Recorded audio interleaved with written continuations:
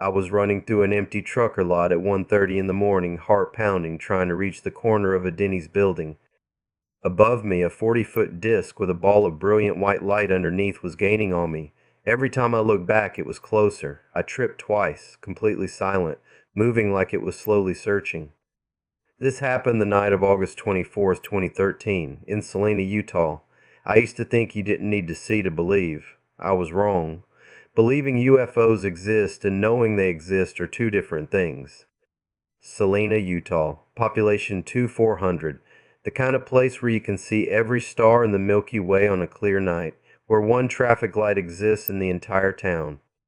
Interstate 70 cuts through, carrying travelers between Denver and Las Vegas, but most people just pass through without stopping. I wasn't passing through, I was living there in 2013. And Utah isn't just any state when it comes to UFO activity. The National UFO Reporting Center shows over 20 documented sightings since 1947. That's one report for everyone, 600 residents, nearly triple the national average. Sevier County, where Salina sits, has logged 37 documented encounters. For a county with 21 people, that's statistically off the charts. The military knows Utah is different. Hill Air Force Base sits north of Salt Lake City. The Utah Test and Training Range covers 600 square miles of restricted airspace. Dugway Proving Ground tests classified projects in the West Desert. Most people know about Skinwalker Ranch in the Uinta Basin, that 512-acre property where researchers documented decades of unexplained phenomena. But Utah's UFO activity isn't confined to one ranch, it stretches across the entire state. If you wanted to study unconventional aircraft away from prying eyes, Utah would be perfect. But what I saw that night wasn't military, at least not ours. It started with movement against the stars. High up, above airline altitude, I counted over 30 objects making impossible maneuvers. 90-degree turns at full speed, dead stops mid-flight, some appearing to emerge from behind stars before accelerating away.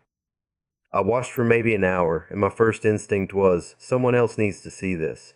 I knew Denny's was open. It's the only thing open at that hour in a town like Salina. So I drove there, watching the sky the whole way, seeing UFOs, throwing my hands up in disbelief.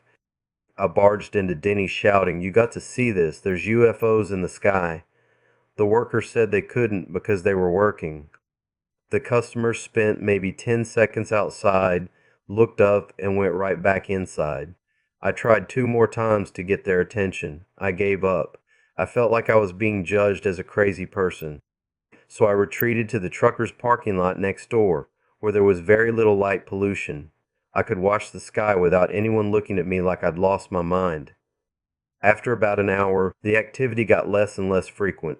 The 30-plus objects high in the sky had mostly disappeared. Then I looked to the east. Coming out of a canyon where the freeway runs was a low-flying white orb. It was traveling alongside the freeway, moving slow. Then it turned, heading my direction. That's when every instinct I had screamed RUN. I sprinted across the trucker lot toward Denny's, over 300 feet away.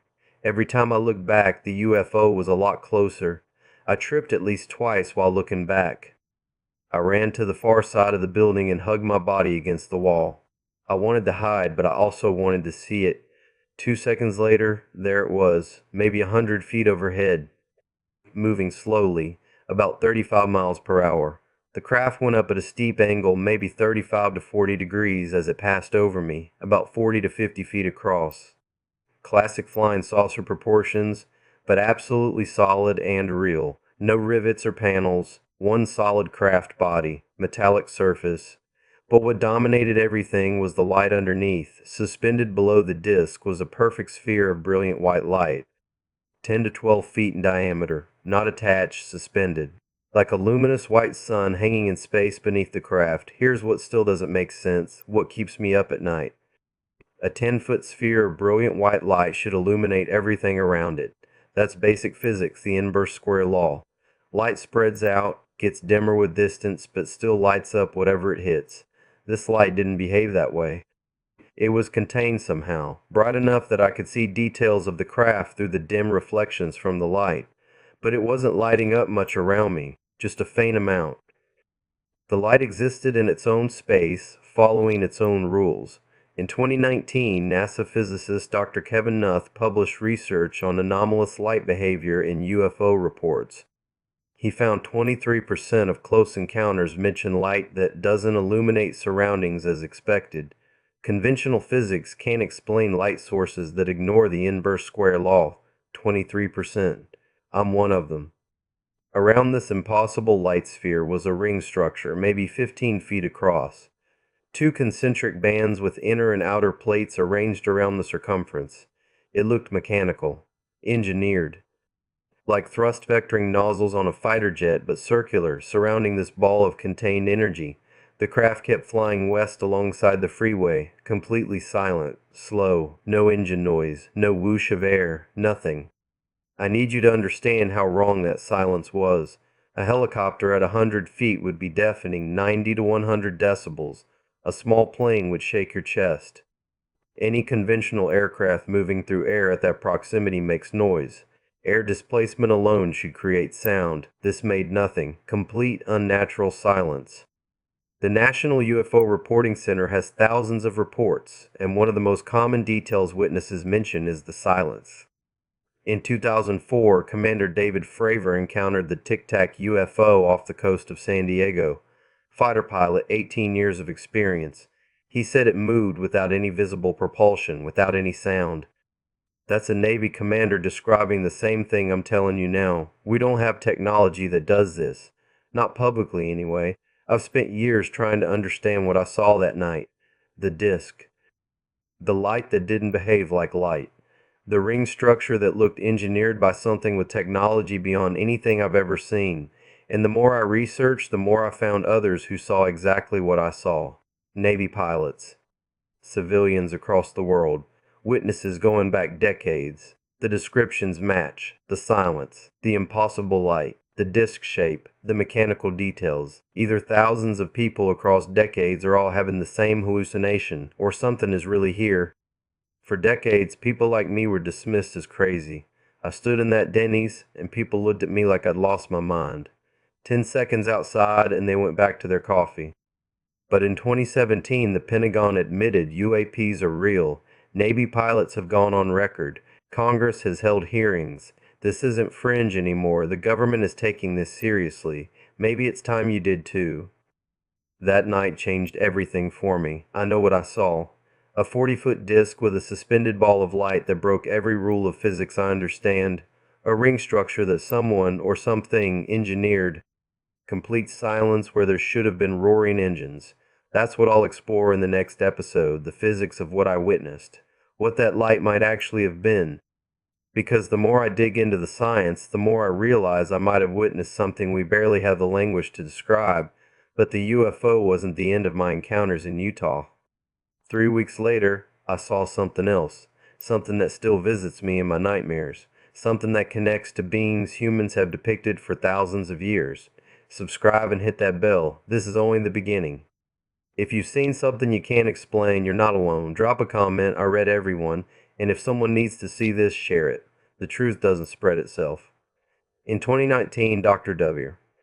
Kevin Nuth, a former NASA physicist now at SUNY Albany, published a paper analyzing anomalous light behavior in UFO reports. He found that 23% of close encounter accounts specifically mention light that doesn't illuminate surroundings as expected. Dr. Nuth wrote that conventional physics cannot explain light sources that don't follow the inverse square law. Other witnesses have described exactly what I saw. In 2006, a commercial pilot reported a disc-shaped object over Lake Michigan with what he called self-contained luminosity, light that seemed to exist within a boundary. In 2018, multiple witnesses in Phoenix described a craft with an orb of light that seemed to absorb rather than emit illumination around its edges. But the light wasn't the only impossible thing about this craft. Around the luminous sphere was a ring structure, maybe 15 feet in diameter, that looked distinctly mechanical. The ring appeared to be made of two concentric bands with what looked like inner and outer plates or veins arranged around the circumference. The design reminded me of thrust vectoring nozzles on an F-22 Raptor, but circular instead of rectangular, and surrounding this impossible ball of contained light. Years later, I learned that Bob Lazar, the physicist who claims to have worked on recovered UFO technology at a facility near Area 51, described something similar. According to Lazar's testimony, the sport model craft he allegedly studied had 3 gravity wave amplifiers arranged in a ring around the bottom of the disk. He described these amplifiers as having inner and outer housings with adjustable vanes for directing gravitational fields. Whether you believe Lazar's claims or not, the similarity is striking. 2 independent descriptions, decades apart, of ring structures with adjustable components surrounding the propulsion system of disc-shaped craft. The craft continued its slow passage overhead, taking maybe 30 seconds to cross from one horizon to the other. 30 seconds of complete, unnatural silence. I need you to understand how wrong that silence was. A helicopter at 100 feet altitude produces 85 to 95 decibels of noise, loud enough to make conversation difficult. A small aircraft at that altitude would generate 70 to 80 decibels from engine noise and airflow over the wings. Even a modern electric drone makes a distinctive whining sound from its rotors. This craft, easily the size of a small airplane, moved through the air without generating a single decibel of sound. No engine noise, no air displacement, no electromagnetic humming, nothing. The silence in UFO encounters isn't unique to my experience. The National UFO Reporting Center database shows that 41% of close encounter reports specifically mention the absence of sound. Commander David Fravor, the Navy pilot who encountered the famous Tic Tac UAP off San Diego in 2004, told CBS's 60 Minutes that the object moved with no plumes, no wings, no rotors, and no obvious signs of propulsion. He emphasized that objects moving at those speeds should create massive sonic signatures. Lieutenant Commander Alex Dietrich, who witnessed the same encounter, testified to Congress in 2022 that the craft exhibited flight characteristics unlike anything we had ever seen, with no visible flight surfaces or means of propulsion. Both pilots, with combined decades of flight experience, said the silence was as disturbing as the impossible maneuvers. As the craft disappeared beyond the tree line, I remained pressed against that tree for another 10 minutes, listening, waiting, afraid it might return. The normal sounds of a summer night gradually returned: crickets, a distant truck on I-70, the settling sounds of cooling metal and wood. But the sky remained active. Those high-altitude objects were still up there, still making their impossible turns and sudden stops, like a silent aerial ballet being performed for an audience of one. I went home after that, daring not to watch the sky. I wondered if I would have known. Would I have gotten really drunk and let them take me? Very drunk, screaming and shouting, "What's up?" then throwing up in their craft while stealing anything I could find. I'd also drunk call my ex-girlfriend and say things like, "Guess what I'm doing?" All jokes aside, looking back, I would do that. It's my goal to retire in that town then. If I ever see lots of UFOs again at night, I'm returning to that parking lot and getting super drunk. When I returned home and over the course of years, I was searching online for UFO databases, aviation forums, military aircraft specifications. I needed to find a conventional explanation for what I'd seen. Some experimental aircraft, some classified project. Something. I found nothing that matched. No known aircraft combining disc shape, silent propulsion, and anomalous light behavior. No experimental programs declassified since 2013 that could account for those capabilities. But I found other accounts, dozens of them, hundreds. The Mutual UFO Network database contained reports from across the world describing disc-shaped craft with similar light configurations. In 1997, multiple witnesses in Arizona described a massive triangular craft accompanied by smaller discs, several of which had orbs of contained light beneath them. In 2008, witnesses in Stephenville, Texas reported a silent mile-wide craft accompanied by several smaller discs with similar propulsion signatures. Reddit's Russ UFOs community had hundreds of posts from witnesses describing silent disc craft. A 2019 post from a user in Oregon described a metallic disc with a ball of white light underneath that didn't seem to cast shadows properly. A 2021 post from Michigan detailed a flying saucer with what looked like a contained plasma ball and ring structure around it. The descriptions were consistent across time and geography. Silent operation, disc or saucer shape. Unusual light behavior, visible structural details suggesting advanced engineering. Then, in 2020, everything changed. The Pentagon officially acknowledged that UAPs, unidentified aerial phenomena, are real. The Advanced Aerospace Threat Identification Program released 3 videos of encounters between Navy pilots and unknown craft. The objects displayed flight characteristics beyond known technology, instantaneous acceleration, right-angle turns at high speed, trans-medium travel between air and water. In 2022, Congress held the first public UFO hearing in 50 years. Navy pilots testified under oath about encounters with craft exhibiting impossible propulsion systems. Deputy Director of Naval Intelligence Scott Bray showed lawmakers footage of objects that lack any obvious flight surfaces or obvious forms of propulsion. The stigma was lifting. Serious people in serious positions were saying what witnesses like me had been saying for decades. These things are real, they're here, and they're using technology we don't understand. Dr. Tarter, A.V. Loeb, the Harvard astrophysicist who chairs the university's astronomy department, established the Galileo Project in 2021 specifically to study UAPs using scientific methods. Dr. Travis, Gary Nolan, the Stanford immunologist and geneticist researcher, has analyzed materials allegedly from UAP crash sites and found isotopic ratios that don't match terrestrial sources. The scientific community is taking this seriously now.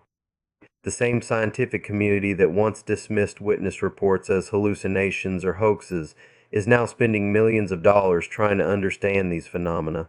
August 2013 was a Saturday night. I've checked the NUF4C database for that specific date. 17 UFO sightings were reported across the United States that night. 3 were from Utah. 1 was filed from central Utah with a description of multiple objects making sharp turns at high altitude. I never filed a report. For years I didn't tell anyone what I'd seen. Who would believe me? Even now, sharing this story, I can hear how it sounds. Disc-shaped craft, balls of contained light, silent propulsion systems. It sounds like science fiction. But science fiction is becoming science fact. The Pentagon's All-Domain Anomaly Resolution Office, established in 2022, has documented over 650 UAP encounters involving military personnel. These aren't random civilians making claims. These are trained observers with security clearances describing objects that challenge our understanding of physics. The craft I saw that night in Salina displayed technologies that our civilization doesn't possess: silent propulsion, gravitational manipulation, light containment systems, energy sources that can power impossible maneuvers without visible fuel sources or heat signatures. Either thousands of witnesses across decades are independently describing identical hallucinations, or something is really here. Something with technology that makes our most advanced aircraft look like Wright Flyer biplanes. I think about that night often, not just what I saw, but what it means. If these craft are real, and the evidence suggests they are, then we're not alone. We're not the only intelligence in this universe. We might not even be the most advanced intelligence visiting this planet. The implications stagger me. If these beings can manipulate gravity, contain light, and travel silently through our atmosphere, what else can they do? How long have they been here? What do they want? But those weren't the only questions that August night raised for me. The UFO was just the beginning of my encounters in Utah. 3 weeks later, I saw something else. Something that connects to imagery humans have been drawing and carving for thousands of years. Something that suggests these visitors have been here much longer than we imagine. That's what I'll explore in the next episode. The connections between what I witnessed and the beings our ancestors depicted in cave paintings, religious texts, and mythologies across every culture on Earth. The more I've researched, the more I've found that my experiences in Utah fit into a much larger pattern.